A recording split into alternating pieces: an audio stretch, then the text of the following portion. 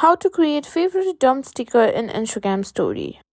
In today's video, I'm going to show you how to create the perfect favorite dump sticker for your Instagram stories, whether you want to showcase your favorite memories or just add a little personality to your feed. This is the perfect way to wrap up the month, so let's get started. First, open up your Instagram app and simply make sure you're logged into your account.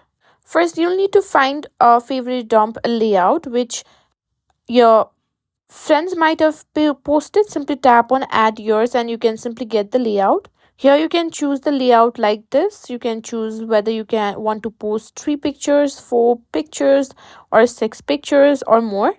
Once you've done that, you can simply choose pictures that you want to put in your favorite dump like this. Once you've done that, or once you're ready, you can simply zoom in and zoom out on the pictures like this. Just drag on the picture. Once you're happy with how it looks, simply hit the your story button at the bottom to share your favorite dump with your followers.